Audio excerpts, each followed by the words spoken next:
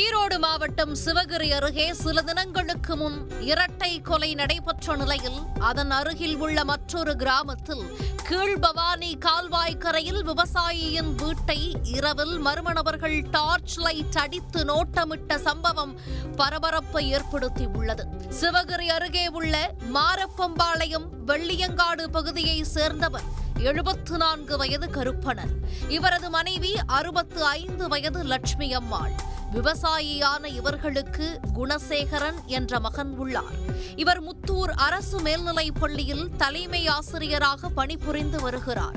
குணசேகரன் சிவகிரி அருகே தொப்பபாளையத்தில் உள்ள தனது மாமனார் வீட்டுக்கு மனைவி சவிதாவுடன் சென்ற நிலையில் வீட்டில் வயதான தம்பதியினர் மட்டுமே இருந்துள்ளனர்.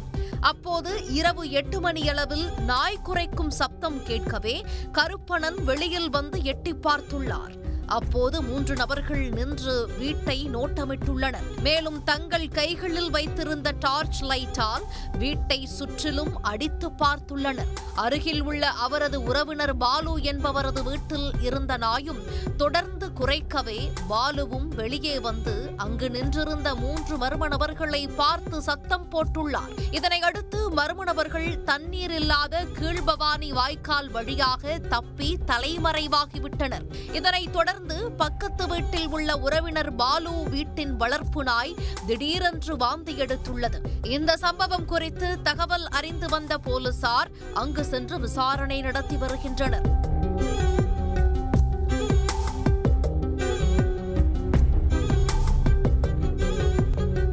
சில நாட்களுக்கு முன்பு சிவகிரி அருகே கீழ்பவானி வாய்க்கால் கரையில் உள்ள மேக்கரையான் தோட்டத்தில் தனியாக வசித்து வந்த விவசாய தம்பதியை அடித்து கொலை செய்து 10.5 சவரன் நகை கொள்ளையடிக்கப்பட்ட நிலையில் நேற்று இரவு அதேபோல் சிவகிரி மாரப்பம்பாளையத்தில் வாய்க்கால் கரையில் வசித்து வரும் வயதான தம்பதியின் வீட்டை மர்ம நபர்கள் நோட்டமிட்ட சம்பவம் அதிர்ச்சியையும் பரபரப்பையும் ஏற்படுத்தியுள்ளது.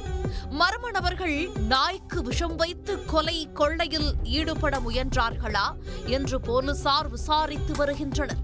இதுகுறித்து காவல்துறை அதிகாரிகளிடம் கேட்டபோது பக்கத்து வீட்டுக்காரர் இரவில் டார்ச் லைட் அடித்து பார்த்ததும் நாய் வாந்தி எடுத்ததை வைத்தும் இப்படி தவறான தகவல் பரப்பப்பட்டிருப்பதாக தெரிவித்திருப்பது குறிப்பிடத்தக்கது. உடனுக்குடன் செய்திகளை தெரிந்து கொள்ள சன் நியூஸ் பெல் ஐகானை கிளிக் பண்ணுங்க.